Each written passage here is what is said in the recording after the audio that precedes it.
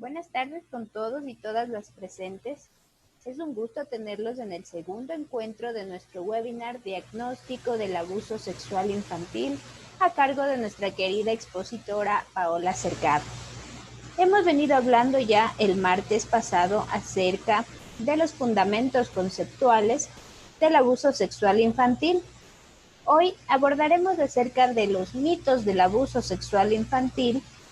El sábado hablaremos qué hacer ante un caso de abuso sexual y cerraremos finalmente el día martes con el tema cómo explicar a niños y niñas qué es el abuso sexual. No pueden perderse ninguna de estas capacitaciones. Es un tema muy interesante y también muy preocupante que tenemos que tener en cuenta para poder desarrollarnos como personas y como profesionales. Para obtener la certificación académica de esta formación, pueden hacerlo a través de la cuenta corriente Produbanco número 0200 523 5711 a nombre de Formación Continua Poliestudios for Polinet S.A. El número de RUC 179 274 174 2001. La certificación es por 40 horas académicas y tiene un costo de $50. Es una inversión que va a ser muy provechosa para tu desarrollo profesional, así es que no dejes pasar esta gran oportunidad que Poliestudios junto a Paola Cercado te dan esta tarde.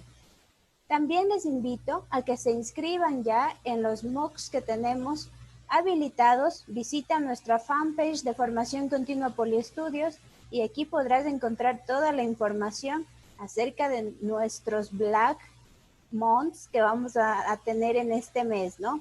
No pueden dejar de inscribirse también en las formaciones que van a dar inicio, las formaciones de drogodependencia, neuroeducación y atención al paciente con autismo.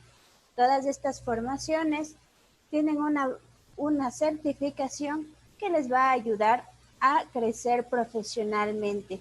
Y por último, les invito a que también se inscriban en el Congreso Internacional de Educación Virtual, Retos de Innovación de Latinoamérica.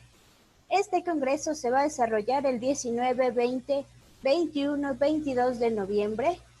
No pueden perderse este maravilloso evento.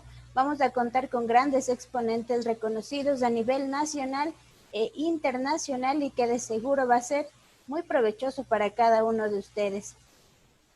Sin más, les voy a decir la metodología de trabajo. En primer lugar, visita nuestra fanpage de Formación Continua Poliestudios. Aquí estamos transmitiendo en vivo esta capacitación junto a Paola. Realiza 3 comentarios durante la videoconferencia y comparte este webinar con un grupo de amigos. Ayúdanos para que nuestra comunidad sea más grande cada día. Muchas gracias a cada uno de ustedes por estar con nosotros y vamos a dar paso ya a Paola para que pueda seguir con su intervención. Bienvenida, Paola. Muy buenas tardes.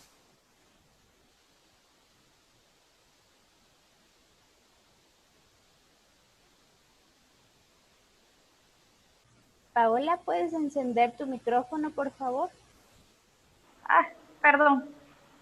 ¿Cómo están? Buenas tardes. Muchas gracias por la presentación. El día de hoy pues vamos a trabajar la temática de mitos sobre el abuso sexual infantil. Pero antes de hablar de los mitos, bueno, voy a compartirles las diapositivas antes de empezar. ¿Ok? Un segundito. Listo. Entonces, antes de hablar de mitos, me gustaría pues hablarles un poquito de historia también sobre el abuso sexual infantil, porque esa historia va a dar el contexto a muchas de estas creencias que se han dado pues a lo largo de los años y de los siglos, en realidad, ¿no? Entonces, empecemos por ahí. Ok. Ya. Cuando hablamos de abuso sexual infantil a lo largo de la historia, ¿ok? Estamos indicando que los jóvenes entre 12 y, o sea, estamos hablando aquí, les voy a mencionar sobre la Grecia antigua y la Roma antigua, ¿ok? Entonces, en la Grecia antigua pasaba que los jóvenes entre 12 y 16 años eran iniciados por adultos que se los conocía como erastes. Los erastes eran hombres adultos comprometidos en pareja con un adolescente, ¿ok? Que este adolescente pues era a partir de los 13 años en adelante. Entonces, esos jóvenes de 12 a 16 años eran iniciados por adultos en una relación homosexual regulada por leyes y rituales como parte de su formación humana, en la que ellos eran sujetos pasivos y se los conocía como erómenos. Es más, cuando se iban a enfrentamientos, a batallas, muchos de estos erastes iban acompañados de sus erómenos, de sus jóvenes, ¿ok? Y asimismo, pues estos adolescentes que en su momento fueron iniciados por adultos, en su etapa de adultos, ellos iban a iniciar pues a los adolescentes siguientes, ¿no? Entonces, la formación de muchachos desde los 12 años incluía la iniciación sexual, ¿ok? Incluía la iniciación sexual como para conocer la belleza del cuerpo humano. En esos tiempos pues se fascinaban mucho, no sé si se recuerden un poco las esculturas antiguas que están bien talladas, bien específicas en las partes del cuerpo humano, más que nada el cuerpo masculino, y es justamente porque les gustaba observar, ¿ya? De manera detallada la belleza del cuerpo humano. Sin embargo, mantener relaciones homosexuales era un delito si el erómeno, si el menor tenía menos de 12 años o si éste no daba su consentimiento. Por eso era una infamia mantener relaciones pederásticas con alguien que era menor de 12 años o forzar a un joven a mantener relaciones homosexuales, aunque en ese tiempo se desconocían las penas. ¿Ok? Entonces, el significado de pederastía de esta época es muy diferente al significado que contemplamos hoy en día y que obviamente es como que el más, por el cual nos deberíamos acoger, ¿no? En ese tiempo era una costumbre, era parte de su formación justamente este tipo de relaciones, ¿ok? Y no lo veían mal siempre y cuando pues el joven sea mayor a 12 años y dé su consentimiento.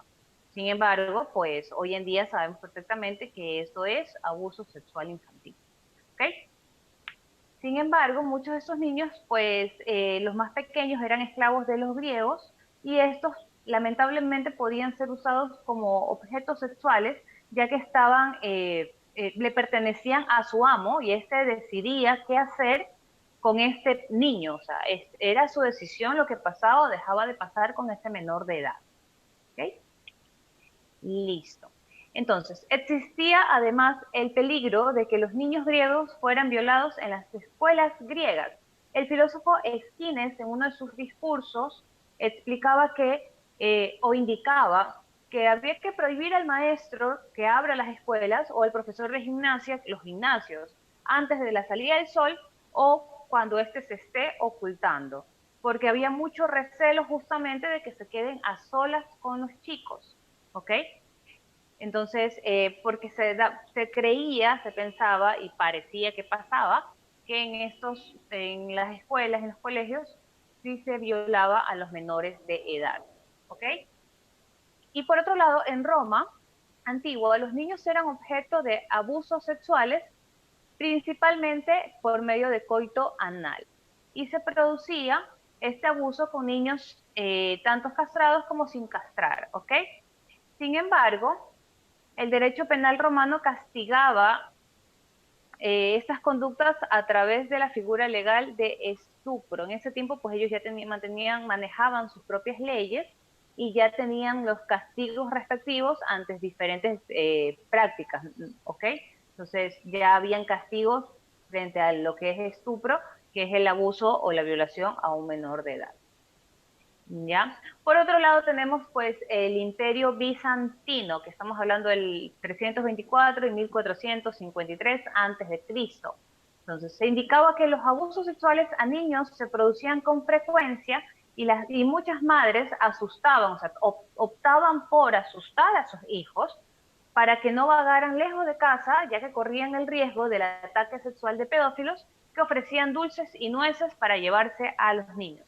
O sea, en estos tiempos, pues, las madres optaban por asustarlos, pero no era algo lejano a su realidad, o sea, los asustaban porque realmente era necesario que los chicos escuchen que podían estar en peligro, ¿ok? Y que si se dan cuenta, o sea, estamos hablando de una época antes de Cristo, o sea, estamos hablando de muchos años atrás, muchos siglos atrás, y este manejo de seducción o de atraer al menor ya se daba por medio de su inocencia, ¿no? Regalando dulces, algún objeto o caramelo que le llame la atención y pueda, pues, llevarse al menor de edad, ¿no? En la Edad Media, los abusos sexuales a menores entran dentro del concepto del pecado delito de sodomía. Eh, y en la Edad Media, y eran frecuentes que los niños sufrieran la sodomía durante la Alta Edad Media. En la España visigoda, los sodomitas, los pederastas, victimarios y víctimas, eran torturados mediante la mutilación o mediante la castración y la mutilación por pederastía, la pena de muerte. Entonces, en este tiempo de la Edad Media ya habían, como habíamos visto, ya desde Roma habían castigos, entonces ya en la Edad Media ya se indicaba justamente cómo se los iba a castigar, se indicaba que en la parte de los pederastas eran torturados y, y también había mutilación y pena de muerte, ¿ok? Se indica que en la guerra civil, en las guerras civiles, las mujeres y niños se llevan siempre la peor parte. O sea, no sé si en algún momento se hayan percatado en películas de historia donde pues siempre separan, ¿no? Referente a este tipo de batallas o de guerras, separan hombres acá, mujeres por otro lado, niños aparte, ¿no? Entonces, los más vulnerables, lamentablemente, suelen ser mujeres y niños y son los que se llevan la peor parte porque son los que sufren abuso sexual, ¿ok? Suelen ser violados y abusados, ¿ok?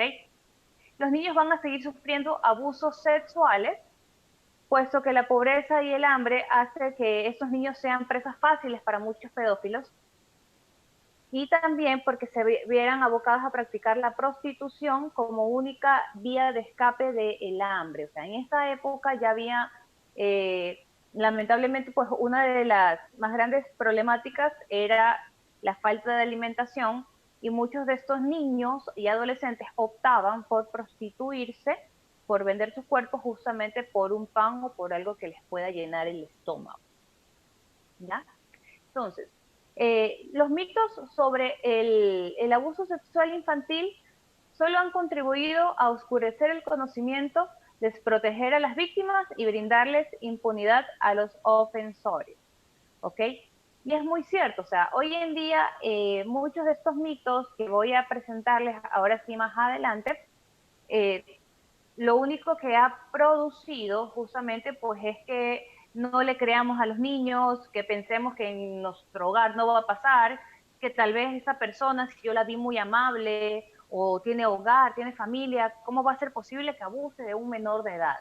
Entonces ponemos en tela de duda lo que está realmente ocurriendo, la problemática actual, ¿ok? Me gustaría preguntarles si alguno de ustedes ha escuchado algún mito sobre el abuso sexual, y de ser así me gustaría pues me puedan indicar qué mito han escuchado como para poder pues interactuar también un poquito con ustedes, porque me gustaría saber si tienen algún conocimiento de esta temática.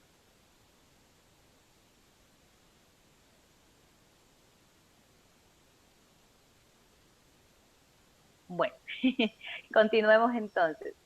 Listo, les voy a presentar los siguientes mitos, ¿ok? Aquí vamos. Como primer mito, tenemos los abusos sexuales contra los niños, niñas y adolescentes no son frecuentes. Eso es un mito, pues, bastante...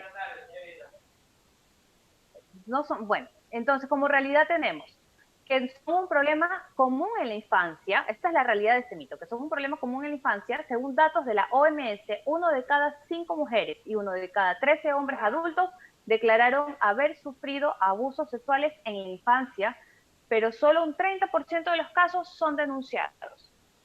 O sea, tenemos bastantes personas que son víctimas y sin embargo no todos denuncian, ¿ok? Mito número 2. Solo las niñas pueden ser víctimas de abuso sexual. Eso es algo que pues lamentablemente se escucha bastante y creen que a los varoncitos, a los niños no les ocurre y que es común, normal que solo en las niñas se dé. La realidad de este mito es que más niñas que niños sí es verdad, sufren de abuso sexual, sin embargo, pues se indica que datos mundiales, una de cada 4 niñas es abusada y una de cada 6 varones será víctima de abuso sexual antes de cumplir sus 18 años. Entonces, lamentablemente, tanto varoncito como mujercita pueden sufrir o ser víctimas del abuso sexual infantil. En mito número 3 tenemos, los niños y niñas de preescolar no necesitan obtener información sobre el abuso sexual porque se aterrorizarían si son informados sobre el tema. La realidad de este mito es que en lugar de atemorizarlos, los programas educativos ayudarían a que desde pequeños los niños y las niñas desarrollen habilidades para proteger de una manera útil y eficaz de los agresores. En este mito me gustaría hacer un comentario justamente, pues como psicóloga clínica y como también trabajo con niños, he presentado o he conversado justamente con diferentes instituciones educativas particulares donde se les ha intentado presentar proyectos justamente para la prevención del abuso sexual infantil y más que nada por el tema de educación sexual a los niños. ¿Okay? Y cuando se topó en su momento, se indicó este tema, muchas personas se aterrorizaron justamente porque pensaban que de alguna u otra manera se les iba a enseñar a los chicos sobre sexo, que es muy diferente, sobre el acto sexual directamente. Entonces, se les supo explicar a los directivos de estas instituciones que a un niño, por ejemplo, a los niños menores de 5 años, los niños de preescolar, lo principal, considerando que se les debe enseñar sobre prevención, es conocer su cuerpo y conocerlo de la manera correcta. Puede pasar que en casa, por vergüenza o por temor a indicar las partes sexuales del cuerpito de la manera correcta, con los nombres correspondientes, les ponemos sobrenombres, se les pone apodos, ¿no? Entonces, en vez de indicarle a una niña que ella tiene vagina, se le indica, por ejemplo, he escuchado que les dicen pancito. Entonces le dice, lávese o tienes que cuidar del pancito o no dejes que nadie toque tu pancito. ¿Estamos escuchando lo que le estamos indicando al menor de edad? Si yo me le expreso de esta manera a una niña de 5 años, lo primero que ella puede asimilar también es el pan, el que yo como. Entonces, si mi mamá me está diciendo que nadie puede tocar mi pancito, quiere decir que yo voy a mezquinar mi comida, pero no se le pasa por su cabecita tal vez que no tienen que estarle tocando sus partes íntimas. Entonces, creo que algo muy recomendable y justamente importante es que a los niños pequeñitos o de preescolar, primaria, se les tiene primero, principalmente en temas de prevención, enseñarles sobre su cuerpo humano y saber las partes con los nombres correctos. No les dé vergüenza, no les dé miedo, a los niños se les habla de una manera clara, porque ellos entienden, comprenden perfectamente. ¿Ok? Bueno, el mito número 4. Los niños, niñas y adolescentes que han sufrido abuso sexual son agresores sexuales en su vida adulta. La realidad de este mito es que solamente una proporción de los niños, niñas y adolescentes que fueron abusados sexualmente y no recibieron el tratamiento adecuado, se convierten en agresores sexuales. Este mito es fuertemente estigmatizado para las víctimas, en particular para los varones, y tiene una complicación. Incrementa la tendencia de las víctimas a mantener en secreto, aún al llegar adultos, por el temor a ser vistos como agresores sexuales. O sea, el hecho de que un niño, un adolescente, haya sido víctima, no lo podemos marcar, no lo podemos tachar como futuro abusador, porque es suficiente con lo que ha sufrido en el momento de lo que tuvo que vivir como para ponerle este letrero que no, pues, no es el más correcto.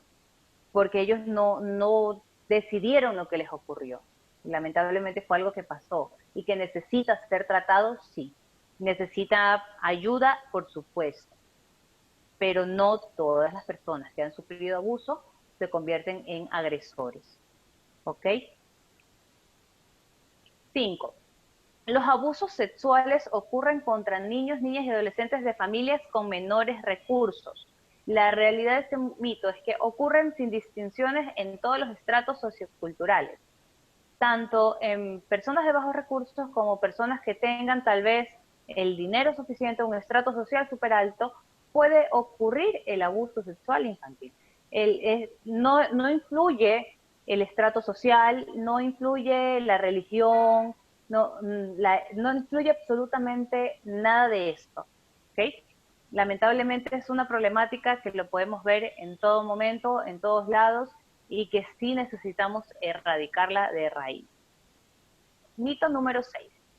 Los agresores son personas aisladas socialmente que tienen un perfil de personalidad específico y algún tipo de enfermedad mental o perversión. La realidad es que cualquier persona puede ser un abusador. La realidad es que los agresores pueden ser tanto varones como mujeres, heterosexuales u homosexuales. No existe un perfil de personalidad específico ni test que detecten o excluyan a quien agredió sexualmente a un niño. Los agresores son personas que se encuentran en nuestro entorno, padres, abuelos, tíos, amigos, vecinos, circulan en la sociedad y pasan desapercibidos, no muestran una conducta en específico, o sea, no puedo coger y describirlo a los abusadores, porque si ustedes pues se ponen a investigar un poquito sobre diferentes abusadores en la historia, que hay miles, hoy en día los podemos encontrar por internet, nos damos cuenta que hay de todas las formas, tipos, colores, ¿ok? Entonces no podemos especificar ni decir que podemos tener algún perfil justamente de este posible abusador, no. Tenemos que tener simplemente cuidado con nuestros niños y enseñarles también a ellos de alguna manera a tener bastante cuidado y prevención. Otro mito es que los niños mienten o inventan sobre el abuso sexual.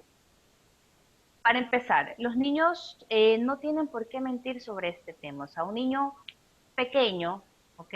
Un niño que su único trabajo es jugar, porque tienen que desarrollar su imaginación, porque tienen que divertirse, porque es parte de su naturaleza, ser niños, correr, brincar, hablar, conversar, ¿ok? No va a venir y va a hablar o va a dibujar a una persona con sus partes íntimas, o sea, sin ropa y con las partes íntimas. Un niño no va a decidir, pues, conversar y hablar sobre temas sexuales, porque los niños no hablan de esos temas.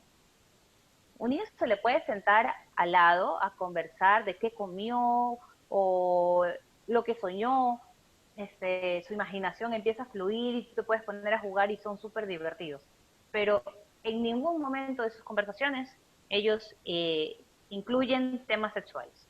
Si un niño habla sobre estos temas siendo tan pequeño o con mucha curiosidad por estos temas, quiere decir que aquí pudo haber pasado algo y que tenemos pues que tener mucho cuidado, ¿ok? Mito número 8. Los agresores sexuales siempre usan la fuerza física para someter sexualmente a los niños, niñas y adolescentes. La realidad es que, por el contrario, suelen emplear tácticas de persuasión, manipulación, juegos, engaños, amenazas y distintas formas de coerción para involucrar a los niños, niñas y adolescentes y mantener su silencio. Entre las tácticas de seducción de los agresores se incluyen la compra de regalos y la organización de actividades especiales. Son actitudes que confunden a los niños, niñas y adolescentes porque las perciben como señales de aceptación. Los agresores tienden a adoptar tácticas que comienzan con una conducta inapropiada que no necesariamente alcanza a configurar un delito, pero gradualmente escala a través del tiempo hasta transformarse en un delito serio. Además, los abusos sexuales pueden tener lugar durante periodos que duran semanas, meses y hasta años antes de ser descubiertos. Okay. Muchos o sea, hay esta creencia de que el agresor va a venir inmediatamente a golpear o maltratar al niño, obligarlo a hacer actos que tal vez no desea el menor hacer, pero muchos de esos en realidad van de manera gradual. No digo todos, es una manera que se puede dar y van de manera gradual, ¿no? Entonces empiezan dándole un chupetito al pequeño o acompáñame a la tienda y te compro unas papitas, les empiezan a regalar dinero y de un momento a otro ya te regalo el chupete si me dejas darte un besito. Entonces empiezan de manera gradual, ¿no? Ya ahora sí te compro, o te doy dinero si te dejas tocar. Y también empieza también, pues, por otra parte, el secreto. Ok, te regalo esto, me dejas hacerte algo, pero esto es un secreto, tú y yo estamos jugando, ¿ya? Se ponen a interactuar con el menor de edad. Entonces, no es necesario, y como hay este vínculo de confianza, porque en la mayor parte de los casos se da en el entorno social, entonces como hay este vínculo de confianza, de amor, ¿ya? El niño, pues, piensa que está bien hasta cierto punto, no comprende lo que está pasando, estoy jugando. Entonces, aceptan lo que el otro le está diciendo, porque al final es mi tío, mi primo, mi papá, mi mamá, mi tía, o sea, es alguien cercano a mí, ¿por qué me va a hacer daño? Es la manera en cómo piensa lamentablemente la ingenuidad de un pequeño. El mito número 10 tenemos, solo sucede una vez, ¿ok? Perdón, me salté el mito número 9. Los abusadores tienen antecedentes penales o son enfermos mentales.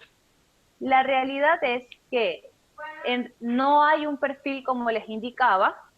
Los abusadores no siempre tienen antecedentes penales, no siempre tienen una patología, simplemente pues pueden ellos, no hay un antecedente criminal, no hay un perfil. Hola. Perdón, escuché una voz. Bueno, continúo. Entonces, no necesariamente son personas enfermas porque muchos de estos suelen tener familias, suelen tener hijos, parece que tienen o sea, una vida completamente normal y sin darnos cuenta, pues son personas que lastiman y abusan de los menores de edad. Entonces, como mito número 10 tenemos que el abuso sexual infantil solo sucede una vez. La realidad de esto es que se ha comprobado en algunas investigaciones que la posibilidad de repetición de los abusos sexuales aumentan considerablemente en la medida que permanecen las condiciones familiares, sociales y personales que dieron origen a tal hecho, por lo que en la mayoría de los casos tiende a repetirse. Por ejemplo, lamentablemente en estas épocas de pandemia, en estos momentos, muchos de los menores de edad estuvieron encerrados con sus abusadores. Entonces, este mito se cae porque no solo sucede una vez.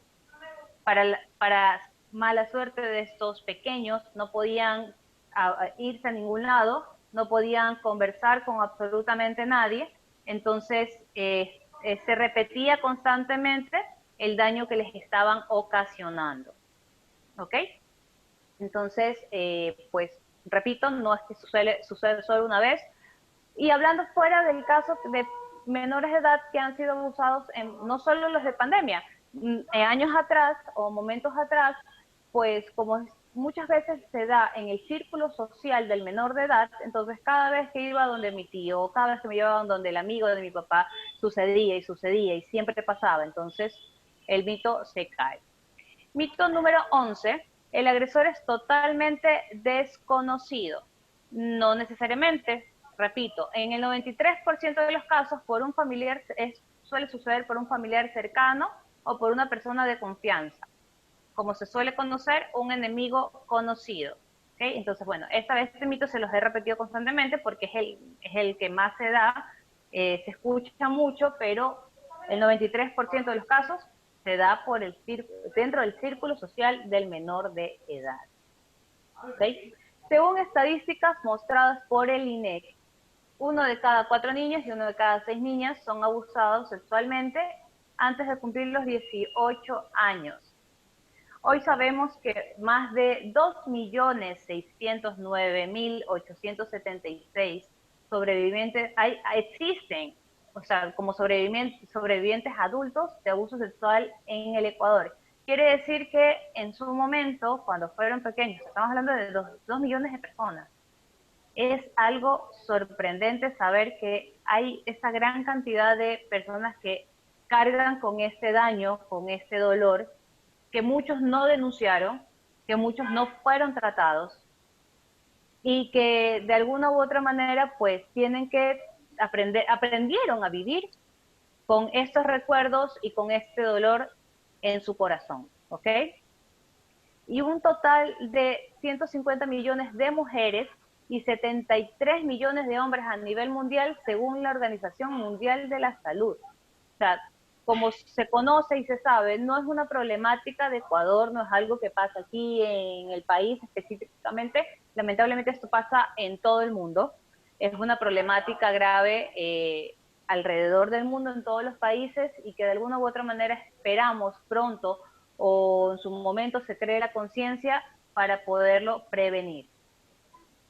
¿Sí? Estos datos que les voy a mostrar a continuación son datos sobre violencia contra niñas, niños y adolescentes en el Ecuador que se presentaron en abril 18 del 2018 por la Asamblea Nacional. ¿Okay?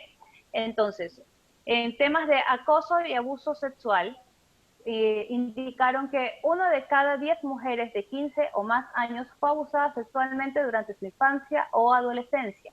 El 9% fue besada o su cuerpo fue tocado en contra de su voluntad. El 7% reporta que sus partes íntimas fueron tocadas sin su consentimiento. El 4% señala haber sido obligada a desvestirse y mostrar las partes íntimas. Estas son cifras reales del Ecuador. El abuso sexual en el ámbito educativo. De un total de 4.854 denuncias de violencia sexual contra niñas, niños y adolescentes receptadas entre 2015 y 2017, y 2.673 están relacionadas al ámbito educativo, de las cuales 1.256 están relacionadas con docentes y autoridades.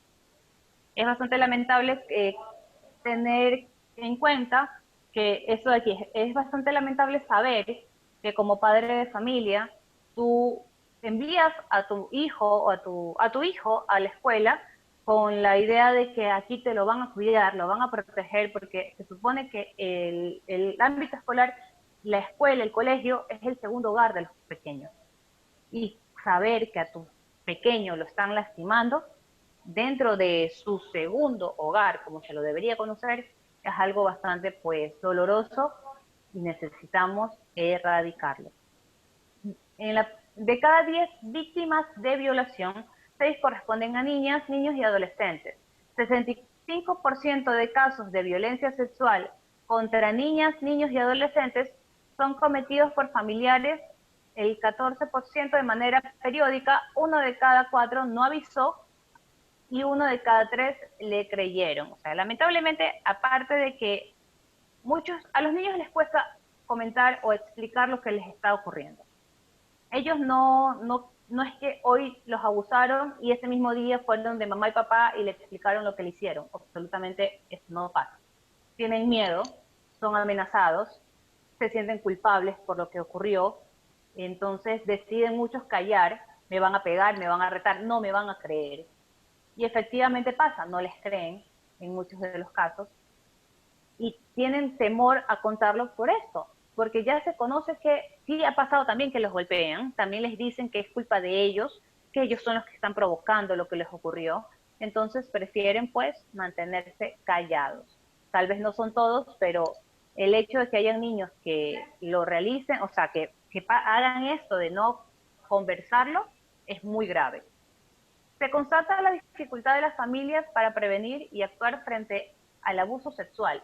En algo más de la mitad de los casos, 55.6%, la familia se limitó a tomar medidas para evitar que el hecho se repita y apenas el 15% optó por la denuncia. Suele pasar que como se da en el círculo social, me da vergüenza o pena o miedo denunciar a mi hermano, a mi tío, denunciar a mi compadre. Entonces prefiero, alejemos al niño, tal vez no vuelva a pasar. Se suele creer también de esta manera, tal vez esto no vuelva a pasar, si el niño no se le acerca, hagamos como que no pasó nada, no voy a ocasionar una pelea familiar, ¿ok? Entonces prefieren no realizar la denuncia. Sin embargo, cuando a un menor de edad se le dice que no se va a denunciar, que no se va a hacer absolutamente nada por lo que le ocurrió, no se imaginan el daño severo que les estamos ocasionando a nivel psicológico y emocional. Porque o sea, tuve el valor para comentárselo a mis padres, lo que me ocurrió, y sin embargo no hicieron nada. Decidieron alejarme nomás, pero esa persona está libre. Y empiezan también a pensar por otros niños. Y si lo que me hicieron a mí le hacen a otros niños, a mis primitos, a mis hermanos menores o a mis hermanos mayores, entonces es un daño bastante severo el que le estamos ocasionando a los niños al no denunciar. ¿Ok? El resultado es que solo una tercera parte del total de niñas y adolescentes abusadas fueron atendidas o recibieron alguna respuesta. O sea, aparte de que tenemos, es nuestra obligación y deber denunciar, aparte de esto, necesitamos ayudar y llevar a terapia a este menor de edad que ha sufrido abuso. Porque no es solo sentir que bueno, mis padres me están defendiendo y colocaron una denuncia. Ok, aparte de que colocaron una denuncia, también necesito que alguien profesional que sepa del tema me ayude a calmar mis síntomas, porque tal vez por lo que me ocurrió me cuesta confiar en las personas o no duermo en las noches, ya soy adolescente y de un momento a otro tengo regresiones y me estoy volviendo a orinar en la cama. Entonces se empiezan a presentar diferentes problemáticas que están perjudicando al menor por la falta de tratamiento. Hablando de embarazo infantil y adolescente, indicamos que 2.470 niñas entre 10 a 14 años se embarazaron. Esto es una cifra que dicta el INEC en el 2017. O sea, estamos hablando de cifras del 2017. Quiere decir que del 2017 al 2020 tiene que haber aumentado mucho más, ¿no? Y por producto este embarazo fue producto por violaciones, el 80% de los casos se ha dado por violaciones. Una niña de 10 años no va a decir o no va a dar el consentimiento para querer tener relaciones sexuales. Esa niña, estas menores de edad son abusadas, son violadas. Y lamentablemente producto de esto, pues se dio el embarazo precoz, ¿ok? Entonces, bueno, estas son las diapositivas que tenía para el día de hoy referente a lo que es los mitos del abuso sexual infantil. Me gustaba pues el hecho de que antes de hablarles de mitos tenía que hablarles también un poquito de historia, justamente por el hecho de que antes se creía que esto era hasta cierto punto normal, ¿ya? Y más que nada las relaciones homosexuales, como se lo indiqué en la parte de Grecia y Roma antigua, pero también sabemos ya por medio de estadísticas que es un daño que está muy latente, es un daño que de alguna manera tenemos que erradicar y que estos mitos solo están ayudando a encubrir pues al abusador y de hasta cierto punto dejar de creerle a los niños que no tienen por qué mentir en este tipo de temáticas o problemáticas. Y que si tienen preguntas o comentarios, los leo y los escucho. Muchas gracias, Paola. Muy interesante, muy productiva la tarde de hoy. Hemos aprendido muchísimo gracias a toda la información que has compartido con cada uno de nosotros. Estamos seguros que todas las personas que están conectadas a través de Zoom y a través de nuestra fanpage de Formación Continua Poliestudios están muy satisfechos con la información que han recibido la tarde de hoy. Les recuerdo que para obtener la certificación de esta interesante capacitación que hemos vivido hoy con nuestra querida Paola, pueden hacerlo a través del depósito o la transferencia de $50 a la cuenta corriente Produbanco número 0200 523 5711 a nombre de Formación Continua Poliestudios por Polinet S.A. El número de RUC 179 274 174 2 001. No se olviden, el costo es de $50 y vamos a seguir. Tenemos dos webinars más el día sábado. Vamos a hablar acerca de qué hacer ante un caso de abuso sexual. Y el día martes vamos a hablar cómo explicar a niños y niñas qué es el abuso sexual. No pueden perderse estas capacitaciones que nos está otorgando Paola, juntamente con Poliestudios. Muchas gracias a cada uno de ustedes por haber estado con nosotros. Les esperamos entonces el día sábado a las 5 de la tarde para seguir aprendiendo esta importante temática que comparte Paola junto a Poliestudios con todos ustedes. Que tengan una muy buena tarde. Nos vemos el día sábado. Hasta luego, muchas gracias, que tengan buena tarde.